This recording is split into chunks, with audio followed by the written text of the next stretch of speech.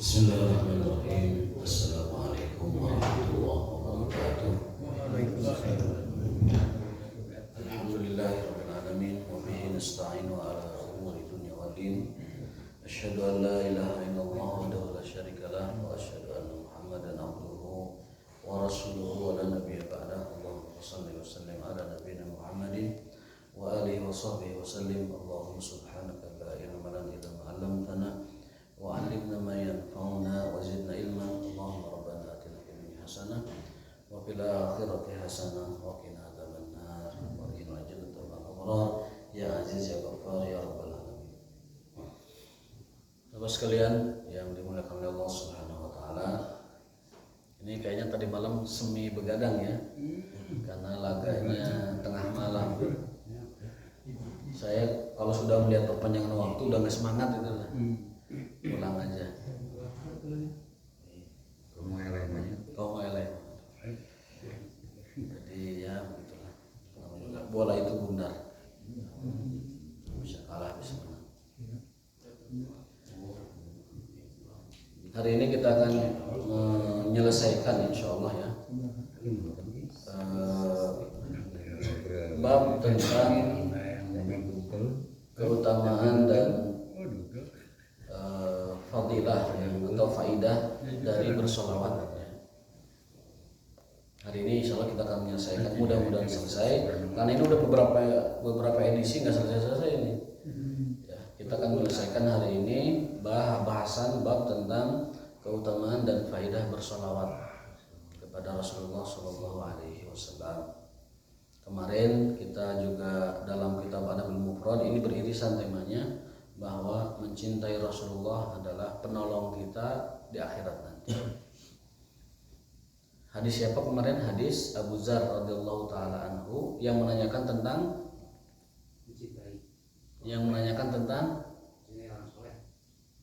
kiamat. Abu Dzar datang kepada Rasulullah, "Ya Rasulullah, mata sa'ah? Kapan hari kiamat?"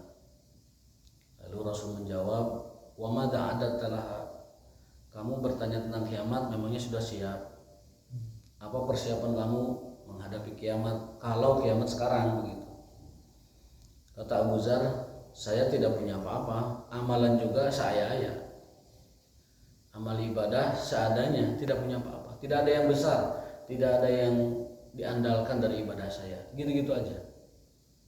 Tapi saya punya sesuatu yang diandalkan, yaitu inni uhibbullah wa rasulah. Saya mencintai Allah dan Rasulnya." Nah, maka Rasul dengan jawaban seperti itu menegaskan bahwa almar'u ma'a man habba, seseorang itu nanti di akhirat akan bersama dengan orang yang dicintainya. Jadi kalau kita punya cinta kepada Rasulullah, nanti kita akan bersama beliau di akhirat nanti bersama Rasulullah SAW, asal cintanya memang benar. Cintanya tidak bertepuk sebelah tangan. Memang kita mencintai Rasulullah, Rasulullah juga mencintai kita. Maka mudah-mudahan dengan kita memperdalam dan mempertebal cinta kepada Rasulullah, itu menjadi penolong kita di akhirat. Karena kata beliau, seseorang akan bersama dengan orang yang dicintainya. Kalau yang dicintainya artis barat ya barang kayaknya mana? Dicintainya artis Korea barang jeung mana?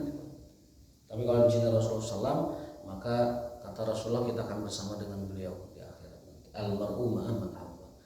Sehingga Anas bin Malik mengomentari hadis tersebut, tidak pernah kaum muslimin sesumringah dan sebahagia ini kecuali setelah mendengar hadis tersebut dari Rasulullah SAW. Jadi hadis ini membuat kaum muslimin sangat bergembira, sangat bersukacita, sangat senang. Ternyata mencintai Rasul mereka adalah penolong mereka di akhirat. Meskipun amal-amal ibadahnya itu tidak terlalu banyak. Kemudian Abu Dzar juga bertanya, "Ya Rasulullah, jika ada seseorang ya, mencintai sesuatu, apa yang akan diberikan padanya?" Maka Rasul pun menegaskan bahwa orang tersebut akan bersama dengan orang yang dicintainya. Ya, jadi Rasul sudah tahu bahwa yang ditanyakan oleh Abu Dzar itu dirinya sendiri, gitu. Bahwasanya kalau ada seseorang yang tidak terlalu punya banyak bekal hidupnya tetapi sangat mencintai Rasulnya, maka kata Rasulullah orang itu akan bersama dengan yang dicintai. Mudah-mudahan kita semua termasuk orang-orang yang mencintai Rasul SAW. Nah, di antara tanda cinta itu banyak menyebut namanya. Di antara tanda cinta itu banyak menyebut namanya. Menyebut nama Rasulullah yang paling pas, paling ideal adalah bukan Muhammad, bukan, tapi bersolawat kepada beliau. Bersolawat kepada beliau. Allahumma sholli ala Muhammad wa ali Muhammad, atau sallallahu ala Muhammad sallallahu alaihi wasallam. Yang pertama namanya salawat Ibrahimiyah. Yang kedua namanya salawat Jibril. Salawat Ibrahim itu sampai tuntas, Allahumma sholli ala Muhammad wa ali Muhammad kama shallaita ala ali Ibrahim wa ala ali Ibrahim wa barik ala Muhammad. Kalau mau dituliskan kama barakta ala Ibrahim wa ala Ibrahim innaka Hamidum Majid. Itu namanya salawat Ibrahimiyah, salawat yang paling afdol dan paling tinggi. Salawat Ibrahim. Yang kedua salawat Jibril dengan menggunakan dhamir kata ganti ketiga, sallallahu ala Muhammad sallallahu alaihi wasallam. Itu namanya salawat Jibril karena Jibril pun bersalawat kepada Rasulullah sallallahu alaihi wasallam. Apa kaidahnya? Kaidahnya adalah man ahabba syai'an aksara min dzikrihi. Bahwa barang siapa yang mencintai sesuatu, dia akan sering-sering menyebut namanya. Di dalam sebuah keterangan disebut seperti itu. Barang siapa yang mencintai sesuatu, dia akan menyebut namanya. Bohong kalau kita mencintai Rasul, salawat getaran. Bohong kita mencintai Nabi Muhammad kalau menyebut namanya pun jarang. Ya, jangankan Rasulullah, kita punya kekasih aja dulu waktu muda, barangkali yang pernah punya kabogo sebelum akhirnya dinikahinya, itu akan menyebut namanya, akan sering menyebut namanya di pesan, di WA, di email, di surat, di telepon, itu akan terus nama itu akan, kalau mendengar dia itu gimana gitu, kalau menyebut dia itu gimana. Nah, itulah tanda cinta. Tanda cinta itu kalau kita sering menyebut namanya. Cinta kepada Allah berarti dengan zikir Allah, menyebut-nyebut nama Allah Subhanahu wa taala. Cinta kepada Rasulullah dengan menyebut nama beliau dalam sholawat kita. Nah, sekarang kita sedang ada di bahasan faidah dan fadilah bersolawat kepada Rasulullah SAW yang ada jumlahnya totalnya itu 39 dalam kitab Jala'ul Afham fi sholati wassalam ala khairi al-anam. Kalau diterjemahkan itu adalah obat untuk sebuah pengetahuan ya, terkait dengan keutamaan sholawat dan salam kepada Rasulullah, manusia terbaik di seluruh alam. Sekarang yang keberapa kalau kita salah? Yang ke-29. Bila ayat catatan, jadi mau mundur deh, mau ayat catatan lagi. Kamar lima ayat catatan mundur deh. Faidah bersolawat yang ke-29. Annaha sababun li ibqa'illahi subhanahu wa ta'ala as-sana al-hasan lil musalli alaihi baina ahli sama wal ard. Bersolawat kepada Rasulullah SAW menjadikan orangnya yang bersolawat itu dipuji oleh Allah Subhanahu wa ta'ala di antara penduduk langit dan bumi. Jadi kalau ada orang bersolawat kepada Rasulullah, Allah menyebut dan memuji nama orang ini yang bersolawat itu di langit dan di bumi. Ya, liibqa'is sana al-hasan. Sana itu pujian, sanjungan, al-hasan yang baik. Untuk siapa? Untuk orang yang selalu bersolawat kepada Rasulullah. Kalau kita rajin sholawat, maka nama kita disebut oleh Allah di langit dan di bumi. Bainas samai wal ardi. Baina ahli sama wal ardi, di antara penduduk langit dan penduduk. Artinya apa? Kita dibanggakan oleh Allah di antara penduduk langit. Siapa penduduk langit itu? Penduduk langit sahabat malaikat. Jadi nama kita disanjung oleh Allah di antara para malaikat. Nih, orang yang rajin sholawat itu tahiyat. Ini hambaku yang rajin sholawat. Ini orang-orang yang mendawamkan sholawat kepada Rasulku. Disebut nama kita di antara para malaikat. Disanjung nama kita di antara para malaikat, dibanggakan begitulah. Jadi kalau kita ingin menjadi kebanggaan Allah, banyak-banyak bersolawat. Li'annal musalli talibu minallahi an yusniya ala rasulih. Karena orang yang rajin bersalawat kepada Rasulullah, dia sedang memohon kepada Allah agar memuji dan menyanjung Rasulnya. Maka kaidahnya al-jaza'u min jinsil amal. Kaidahnya adalah setiap amalan itu ganjarannya akan sama dengan itu. Atau setiap pahala itu, setiap balasan itu adalah sesuai dan sama dengan jenis perbuatannya. Al-jaza' min jinsil amal. Balasan itu, pahala itu sesuai dengan amal perbuatannya.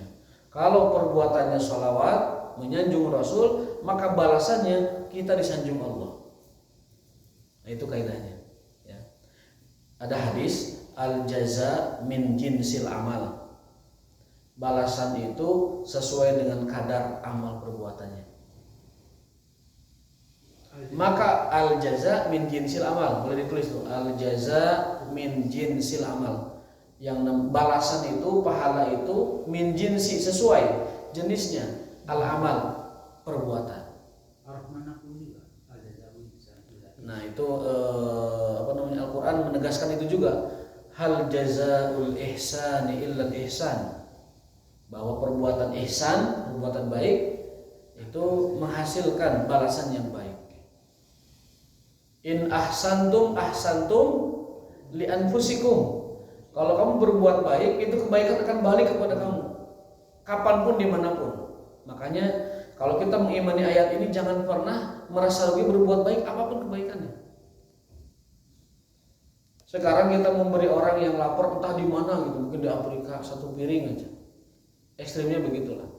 Itu satu piring makan yang kita kasih ke Afrika, kebaikannya akan balik ke kita entah setelah berapa tahun, entah setelah berapa bulan, entah setelah berapa hari.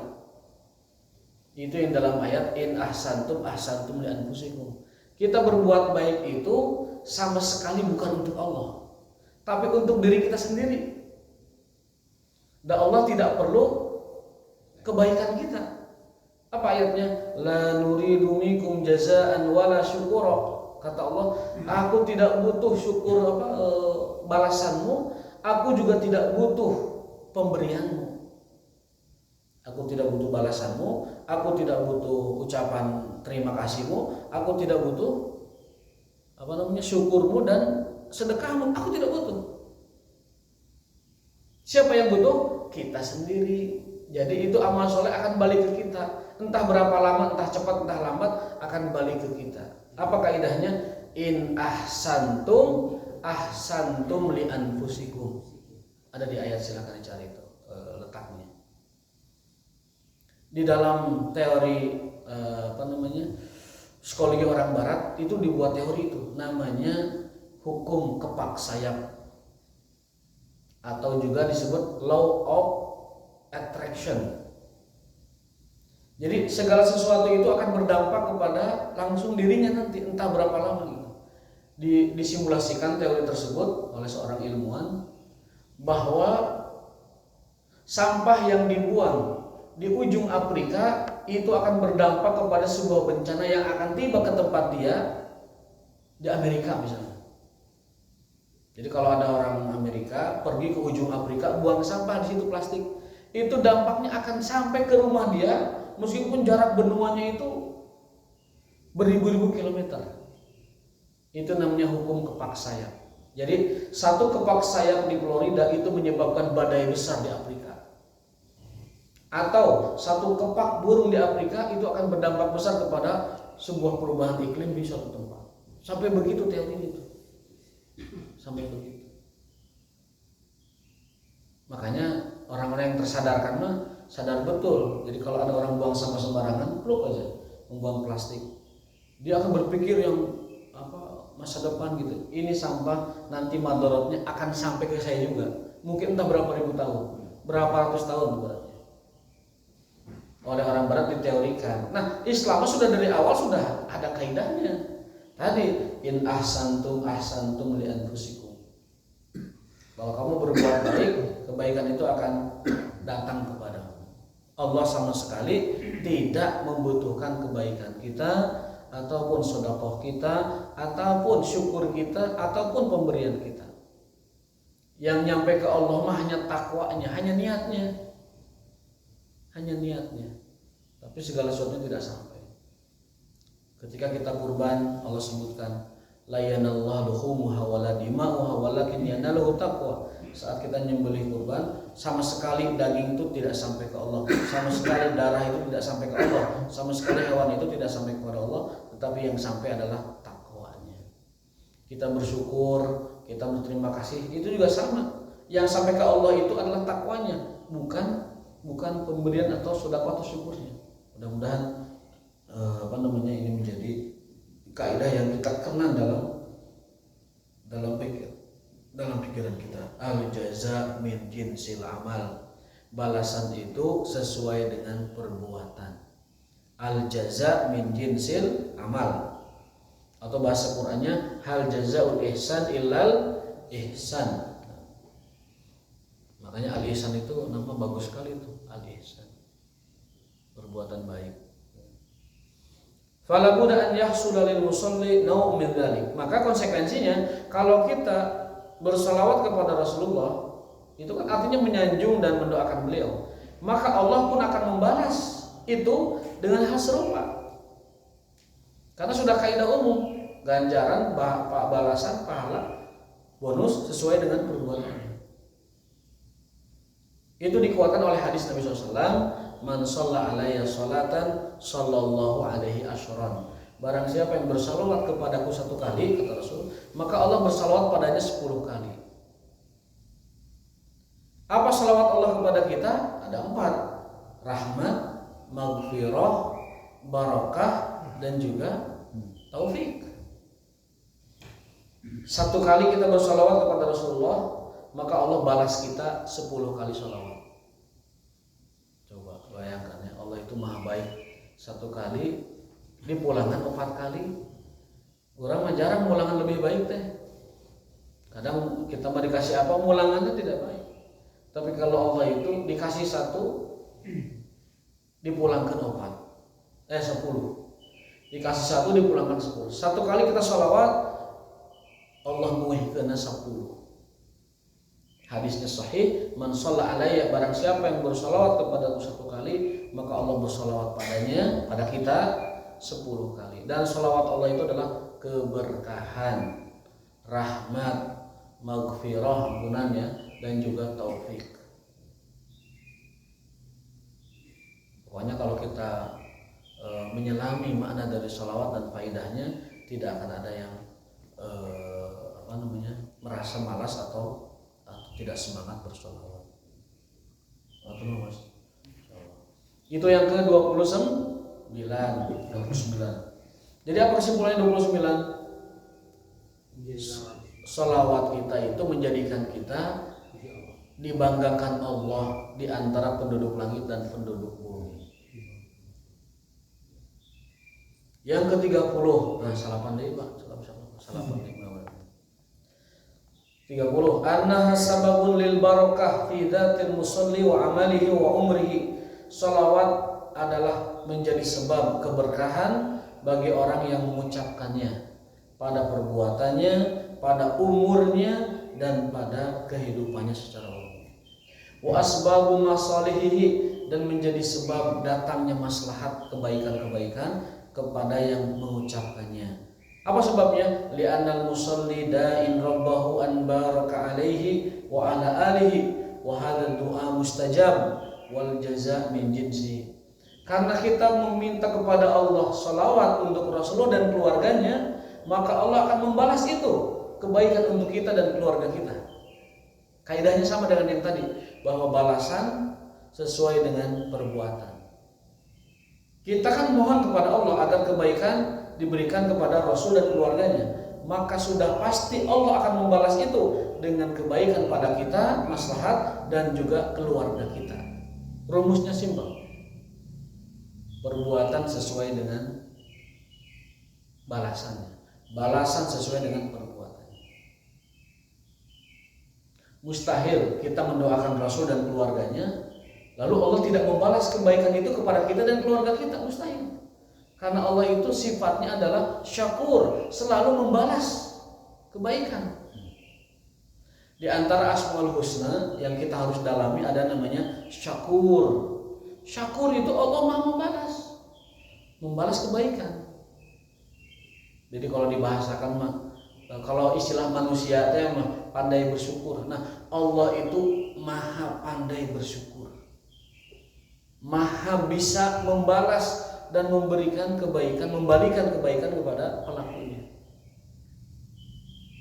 Kalau kita menghayati bahwa Allah itu punya sifat asy-syakur, maka kita tidak akan pernah merasa rugi berbuat baik apapun.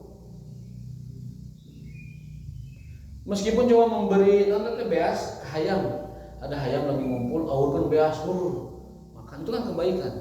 Karena Allah itu asy-syakur, pasti Allah akan membalas itu kebaikan kita.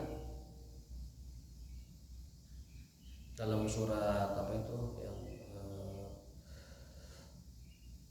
in tuqridullaha qardan hasanan yudha'ifhu lakum wa yaghfir lakum wallahu syakurun halim alimul ghaibi wasyahadatil azizul hakim. Sekali lagi, Allah itu Maha berterima kasih. Maka karena Allah itu Maha berterima kasih, Maha bersyukur, pandai bersyukur, Maha pandai bersyukur kalau bahasa manusianya, maka tidak akan ada kebaikan yang kita tahan atau kita enggan melakukannya. Karena Allah itu Maha cepat membalasnya dan Maha berterima kasih kepada pelakunya. Ada dalam hadis Adabul Mufrad ya, orang punya kemampuan memberi, lalu sekitarnya ada orang miskin, dia kasih itu orang miskin itu, kasih beras, kasih makanan, kasih segala macam. Apa kata Allah dalam hadis itu? Allah yashkur alaih, Allah berterima kasih padanya dan mengucapkan sebenarnya aku yang harus begitu. Meskipun hakikatnya pemberian itu dari Allah semuanya, sembako dari Allah, kemudian keperluan semua dari Allah, tapi karena ada orang kaya membagikannya kepada orang miskin, Allah mengatakan harusnya aku yang begitu. Maka aku berterima kasih pada dia yang sudah mewakiliku memberikan itu kepada orang miskin. Itu bahasa hadis yang hakikatnya yang memberi Allah, yang menganugerahkan Allah, semua juga dari Allah, tapi ada istilah menambah motivasi kita beramal.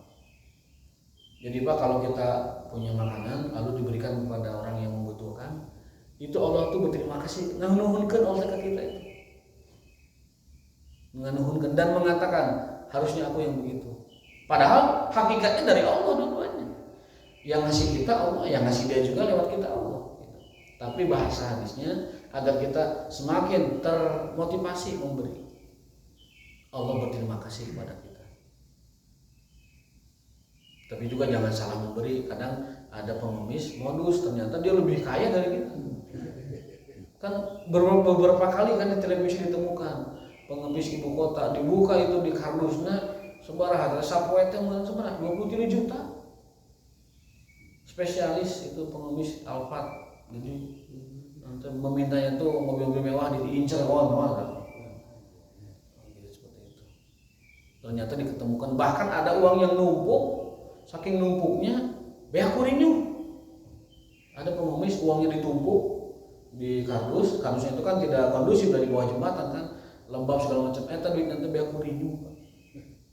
Saking itu. Saya punya kawan, dia jurnalis sebuah media, penasaran ini sebenarnya pengemis Bandung itu kemana sih pulangnya gitu, dituturkan sampai ke Jawa Tengah dan Jawa Timur sebagian. Itu rumahnya mewah, bahkan punya yacht itu kapal buat mancing di laut.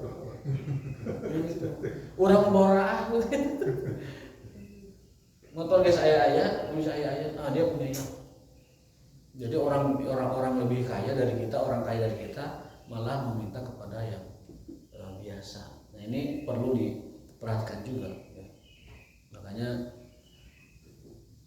kalau kita mau mengasihi pengemis selektif. Yang pertama adalah dia benar-benar cacat atau lumpuh. Yang pertama. Yang kedua dia benar-benar untuk makan. Kalau kita bisa pastikan. Kalau tidak bisa jangan dikasih. Nabi Muhammad SAW itu kalau ada orang minta hanya 3 kali. Kan ada sahabat miskin datang ke Rasulullah, ya Rasulullah berikan saya ini. Rasul pantang tidak memberi. Ada kaidah Rasul tidak pernah mengucapkan tidak. Rasul itu tidak pernah mengatakan tidak. Jadi diminta apapun oleh siapapun pasti dikasih. Lagi pakai sorban misalkan, ya Rasulullah saya minta dong sorbannya. Ya. Lagi bawa domba, ya Rasulullah domba. Coba. Jadi Rasul itu pantang mengatakan tidak dan pantang mengatakan mual. Namun Rasul punya batasan, punya trik. Ada sahabat yang begitu sampai 3 kali minta dikasih. Yang keempat apa kata Rasul? Dikasih tali. Ini mana kali itu kalau umum yang suruh jual ke pasar. Sesungguhnya makan yang paling afdol yang kamu makan adalah makan dari hasil jerih payah tanganmu sendiri. Sebaik-baik makanan adalah min amali yadihi. Fa inna nabiyallah Daud kana ya'malu min amali yadihi. Karena Nabi Daud sendiri yang kaya raya itu makan dari tangannya sendiri. Maksudnya dia membuat baju besi, dia membuat panci, kelontong, segala macam lah. Bekong segala macam, pokoknya yang terbuat dari besi lah. Baju besi terutama. Lalu dibeli oleh orang. Oh ya, keuntungan jualannya itu dimakan sendiri. Padahal Nabi Daud kaya. Di dalam penjelasan hadis itu, Nabi Daud itu nabi yang sangat kaya raya. Bapaknya Nabi Sulaiman kan. Istrinya 1000 aja.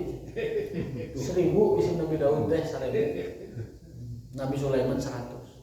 Tapi dengan kaya raya raja seperti itu, Nabi Daud tetap untuk makan beliau bikin baju besi, bikin alat-alat dari besi, dijual ke pasar, makan dari situ. Berarti beliau tidak makan dari hasil jabatannya, tidak makan dari jadi rajanya, tidak makan dari kekuasaan di istananya, tidak. Kalau makan, beliau bikin baju besi, dijual ke pasar, hasil untungnya dimakan. Berarti praktisnya beliau dan keluarganya makan itu dari hasil apa yang dia buat dan apa yang dia. Nabi Muhammad memberi motivasi kepada orang yang minta tadi. Minta pertama diberi, minta kedua diberi, minta katilu diberi tapi dipesenan. Kali itu mana bahasa orang, kali itu mana kalau uang jangan kayu jual kan dia kayak aya untungan terus. Akhirnya orang itu menuruti dan pada akhirnya dia terlepas dari jerat kemiskinan dan menjadi orang kaya. Dikasih bekal motivasi, bawa tali kalau enggak tuh kagurun yang kayu yang segala macam, bawa kadang dijual. Lalu Nabi bersabda di akhir hadisnya, orang yang selalu minta itu nanti di akhirat mukanya kehilangan daging. Artinya datang nanti korongkong tangkorak tak ada mukaan, menghadap Allah tanpa muka, korongkong ya tangkorak kan nggak mau. Jadi orang yang bersolawat kepada Rasulullah SAW itu adalah penyebab keberkahan. Faedah yang ke-30, annaha sababun lil barakah. Solawat kita kepada Rasul adalah sebab turunnya keberkahan pada diri kita, umur kita, waktu kita, dan keluarga kita. Apa dalilnya? Dalilnya adalah bahwa Allah selalu membalas kebaikan setiap hambanya. Kalau kita mendoakan Nabi Muhammad kebaikan untuk beliau dan keluarganya, pasti Allah membalas kita dengan kebaikan untuk kita dan keluarga kita. Maka orang yang pandai bersolawat, pasti keluarga dan dianya itu dapat berkah. Ayo kita ngalap berkah dari solawat. Mari kita mengalap berkah, mari kita nyari berkah dari solawat. Bertabaruk dengan solawat itu paling afdol. Dalam Islam, kaidah tabaruk itu tidak boleh tabaruk kecuali dengan yang disyariatkan dalam agama. Kita hanya boleh tabaruk, hanya boleh ngalap berkah, hanya boleh mengharap dan meminta berkah pada sesuatu, pada sesuatu yang diizinkan dan diperintahkan oleh syariat. Tabaruk dengan tilawatil Quran, tabaruk dengan tadarus, tabaruk dengan sholat, tabaruk dengan doa, tabaruk dengan taklim, tabaruk dengan sholawat. Di antaranya tidak boleh tabaruk dengan cara yang tidak diajarkan oleh Rasulullah. Ayo makan tabaruk teh orang segala macam. Ayo ini bangunan tinggi tabaruk, Allah moga berkah. diusap-usap moga berkah, aya makam tabaruk diusapan, ya Allah moga aya berkahna. Itu namanya tabaruk yang tidak diizinkan. Tabaruk hanya boleh dilakukan pada sesuatu dengan cara yang diizinkan oleh Rasulullah SAW. Di antaranya apa? Tabaruk dengan kebaikan. Ini majelis taklim kita ini kan majelis kebaikan, maka kita boleh bertabaruk dengan taklim. Ya Allah, kalau taklim saya di masjid ini diterima, jadikanlah itu wasilah keberkahan buat diri saya, kehidupan saya, umur saya, keluarga saya, anak keturunan saya. Maka dengan duduknya Bapak di tempat ini, dengan duduknya kita sahabat di majelis ini, itu menjadi wasilah keberkahan atau tabaruk untuk kita dan keluarga kita. Meskipun tidak paham pelajarannya baik, meskipun tidak paham isinya, tapi mau sabar duduk di majelisnya, itu adalah sebab keberkahan. Syukur-syukur paham. Baik tuh paham gitu, penting mah berkahna, itu aja. Sambil pites-pites sedikit nggak apa-apa. Sambil dudukan dulu nggak apa-apa. Yang penting mengharap dan mengharap keberkahan taklim. Apalagi yang dibahas hadis Rasul, apalagi yang dibahas Quran, itu ada keberkahan. Meskipun kita syukur-syukur paham, dai pahamnya tergantung masing-masing juga. Rasul bersabda, ana qasimun wallahu yu'ti. Aku mah cuma nyampein, Allah yang bagi-bagi ilmunya. Jadi ngajar mah jika marah hayam mah. Wur we. Anu macok-macok mun teu. Nu macok berarti wareg, nu teu berarti lapar gitu. Jadi ustaz mah atau kiai atau ayah ulama memberi. Rasul juga begitu. Ana qasim. Abi mah masih anu. Wallahu yu'ti. Anu ngabagikeun nama Allah gitu. Aya nu 10% kita kenging mah aya 10%. Oh cek ustaz teh cenah shalawatnya berkah eta tahu kula pelajaran. Atau shalawatnya berpahala aya nu 20%. Aya nu 30%, aya nu setengahna eta aya. Aya nu hampir 90 mendekati 100. Aya nu teu menang-menang nalacan. Terus we yang pahalana we lah. Pites we ngumpul pahala gitu. Izin Ustaz. Mohon mangga. Iya, dari berbagai ungkapan mengenai salawat itu, ini kan tidak sekedar Pak Haji menyampaikan berita untuk kita dengar, masuk telinga kanan, masuk keluar telinga kiri. Betul Pak. Sebaiknya diamalkan. Iya. Ya kita semua ini karena mau usia kita kan usia rawan ini ya, utamanya saya. Ada salah satu hadis yang menyebutkan orang ini Nabi yang bersabda yang intinya barang siapa yang berselawat 10 kali pada pagi hari dan petang hari itu nanti di akhirat akan mendapat syafaat. Betul. Itu kan ringan, artinya ya kalau kita menjalankan itu ringan, tapi manfaatnya nanti di akhirat luar biasa. Oleh sebab itu pada rekan-rekan ya daripada kita setelah azan kemudian ngobrol, ya sebaiknya kita makan itu.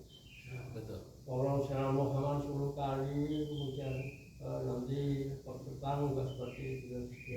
Betul. Jadi supaya kita tidak sia-sia mendapatkan tausiah ini, ya sebaiknya kita amalkan. Nanti daripada kecewa di kemudian hari lebih baik kita bersusah-susah pada masa-masa sekarang. Betul. Jadi istilah kerennya itu jangan susah kemudian ya. Betul. Berakit-rakit ke hulu, berenang-renang ke tepian. Ya. Bersakit-sakit dahulu, berenang kemudian. Senang-senang kemudian. Ya. Jadi kita amalkanlah sebisa kita bersolawat. Ada yang dulu pernah kita bagikan paket zikir pagi itu ya, istighfar 100, la ilaha illallah wahdahu la syarikalah itu 100 kalau bisa, kemudian sholawat 10, lalu subhana rabbiyal azim 100. Itu ada 4 paket ya, istighfar 100, sholawat 100, la ilaha illallah 100, dan subhana rabbiyal azim 100. Itu udah paket zikir pagi. Kalau diamalkan ya tadi, barang siapa yang bersalawat kepadaku, Allah akan berikan syafaat. Terutama tadi betul sholawat setelah azan. Ada sebuah hadis sahih, barang siapa yang mengikuti suara muazin, mendengarkan dan mengikuti, lalu setelah selesai dia baca sholawat Allahumma sholli ala Muhammad wa ali Muhammad, kemudian menutup dengan doa wasilah Allahumma rabb hadhihi da'wati tammah sholatil qaimah. Apa kata Rasul? Wajabat lahu syafaati yaumil qiyamah. Wajib baginya mendapatkan syafaat di hari kiamat. Jadi Bapak-bapak kadang kita mungkin ada suatu obrolan yang perlu diobrolkan sebelum sholat. Usahakan itu setelah kita menunaikan yang penting tadi. Jadi sudah jawab azannya, sudah qobliyah, sudah bersolawat, sudah doa wasilah. Kalau ada yang penting mau diobrolkan silahkan. Karena tidak ada larangan juga dalam sebuah hadis. Sholat antara dua sholat itu hendaklah diselang dengan ucapan ataupun obrolan. Nabi SAW mengingatkan kita untuk tidak menyambung sholat demi sholat tanpa diselingi oleh perbuatan atau ucapan. Itu pesan Rasulullah SAW agar kita menjeda satu sholat dengan sholat lain dengan ucapan ataupun sebuah perbuatan. Tapi ya itu, tunaikan dulu yang baiknya, tunaikan dulu tuntunan dan ajarannya. Yang pertama adalah mengikuti muazin sampai tamat, membaca sholawat, kemudian setelah itu doa wasilah. Lalu dilanjutkan dengan doa keperluan kita, karena ada hadis, ada doa yang tidak tertolak, yaitu doa antara azan dan qomat. Doa antara dua azan, maksudnya azan qomat itu diijabah atau mustajab. Kalau itu sudah ditunaikan, ya silakan ngobrol-ngobrol kecil, ada keperluan atau nanya kabar, gimana Pak sebelum sholat qomat, itu boleh-boleh saja. Karena Rasul berpesan, hendaklah di antara kalian menyelang sholat-sholat kalian dengan sebuah ucapan atau sebuah perbuatan. Dan itu juga yang dilakukan Rasulullah dengan para sahabatnya. Kemudian yang ke-31, annaha sababun linaili rahmatillahi ta'ala. Sholawat merupakan sebab seseorang dapat meraih rahmat Allah. Lianna rahmah imma bimakna sholat kama qalahu ta'ifah wa imma min lawazimiha wa mujibatiha 'ala al-qawli sahih fala budda lil musalli 'alaihi min rahmatillah. Para ulama ini sedikit berbeda pendapat apa yang dimaksud dengan rahmat Allah. Ya, tapi secara umum rahmat Allah itu adalah sebuah balasan dari perbuatan amal soleh, itu menghasilkan rahmat Allah. Maka orang yang bersolawat, dan solawat adalah amal soleh, itu pasti akan mendatangkan rahmat dari Allah Subhanahu wa ta'ala. Yang ke-32, annaha sababun lidawami mahabbati Rasulullah. Solawat merupakan cara atau resep menjaga cinta kita kepada Rasulullah. Ya, tadi kan di hadis pertama pembukaan bahwa orang yang mencintai sesuatu, menyebut namanya, orang yang mencintai Rasulullah itu menjadi penolongnya di hari akhirat. Maka supaya kita tetap dalam cinta kepada Rasulullah, caranya dengan memperbanyak sholawat. Semakin kita banyak sholawat, semakin kita mencintai Rasul Sallallahu Alaihi Wasallam. Itu yang ke-32. Yang ke-33 kita kebut aja ini supaya target hari ini selesai. Anna sholata alaihi sababun li mahabbati lil abdi. Sholawat merupakan sebab turunnya mahabbah Allah, kecintaan Allah kepada hambanya. Fa innaha idza kanat sababan li ziyadati mahabbatil musalli alaihi fakadzalika hiya sababun li mahabbatihi. Kalau salat itu menjadi sebab munculnya cinta seorang manusia kepada Rasulnya, maka balasannya adalah sholawat itu menjadikan Allah mencintai orang tersebut. Kaidahnya umum tadi, balasan sesuai dengan amalan. Kalau kita sholawat menambah cinta kepada Rasul, maka sholawat itu pula yang menambah cinta Allah kepada kita. Jadi kalau kita ingin mencintai Allah, perbanyak sholawat kepada Rasulullah SAW. Itulah mengapa sholawat itu begitu dahsyat. Meskipun perintahnya itu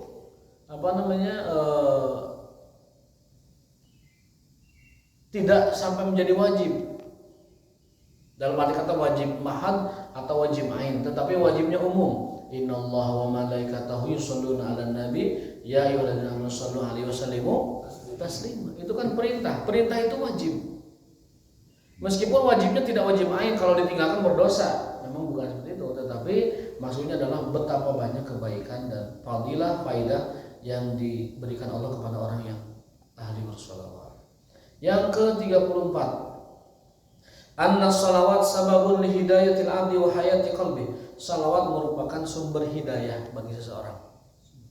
Sumber hidayah, ya. Wa hayati qalbi, dan hidupnya hati. Jadi kalau ingin hati kita hidup, kalau ingin hidayah itu ada dalam hati kita, perbanyak salawat.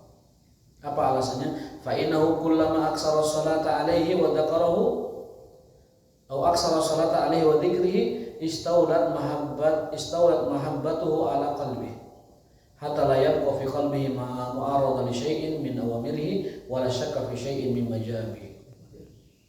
Jadi kalau hati kita dipenuhi sholawat, maka potensi buruk itu akan hilang. Kalau kita banyak sholawat, itu potensi baik muncul, potensi buruk hilang dengan sendirinya. Ini kan di sini. Istaulat mahabbatuhu ala qalbi. Sholawat akan memenuhi hatinya dan akan mengusir roh-roh jahat dalam dirinya. Itu bahasa mudahnya begitu. Kalau kita banyak sholawat, itu kebaikan itu akan menguasai diri kita, lalu mengusir potensi-potensi atau roh-roh jahat dalam diri kita.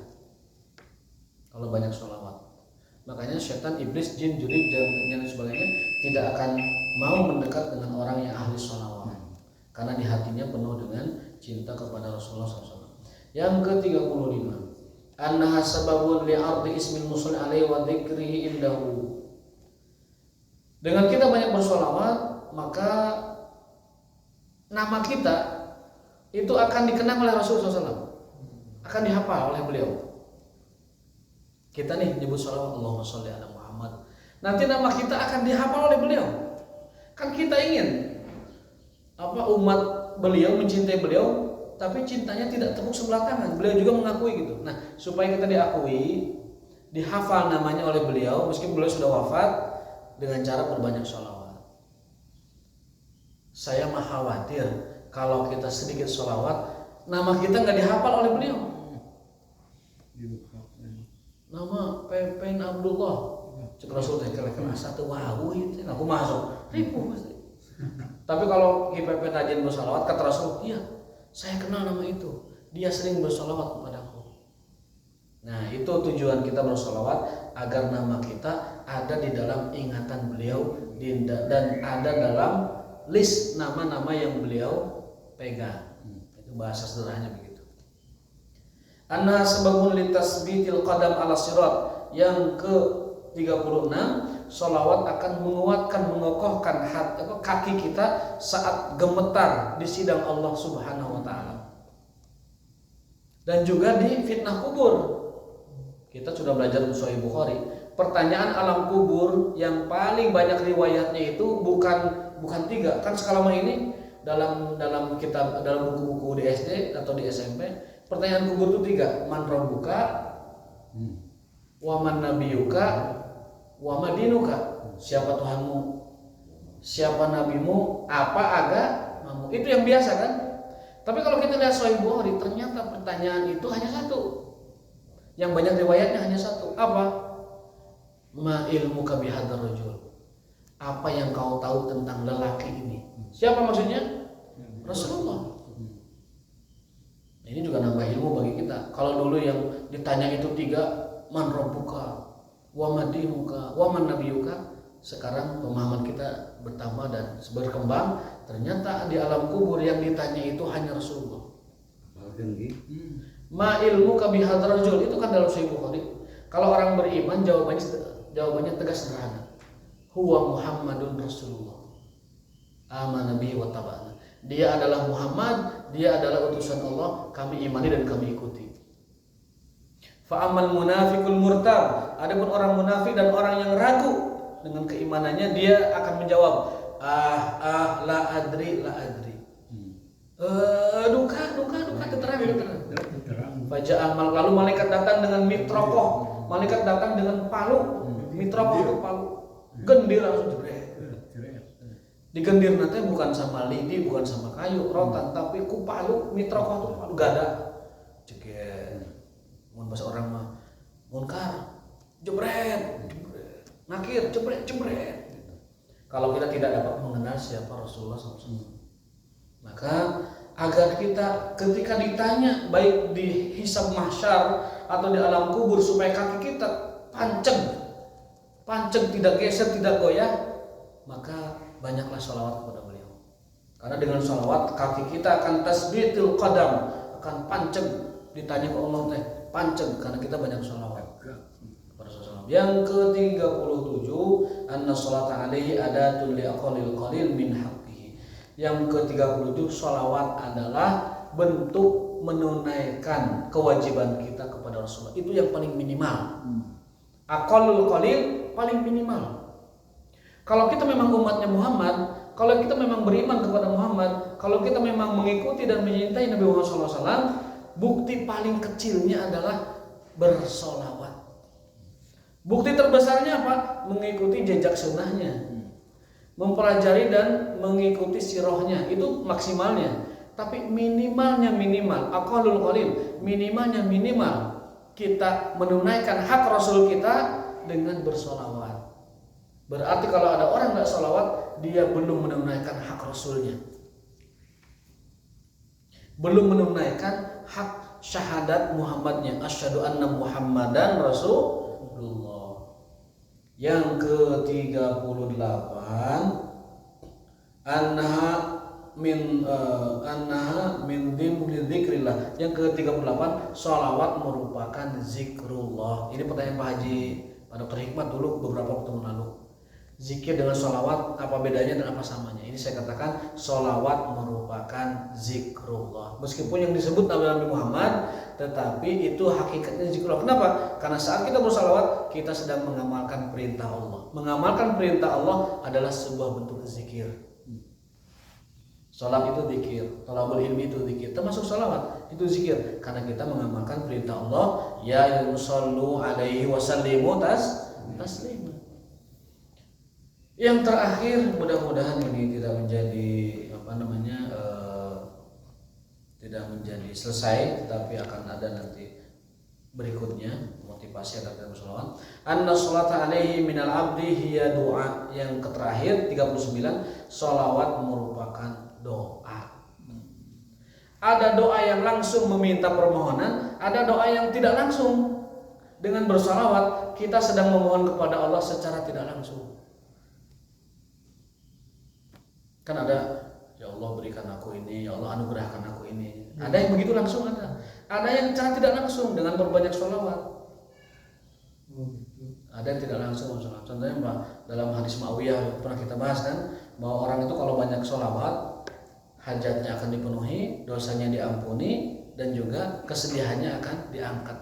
Itu sama dengan doa tidak langsung. Jadi Bapak Ibu sekalian, doa itu ada yang cara langsung, minta disebutkan namanya, payung naon.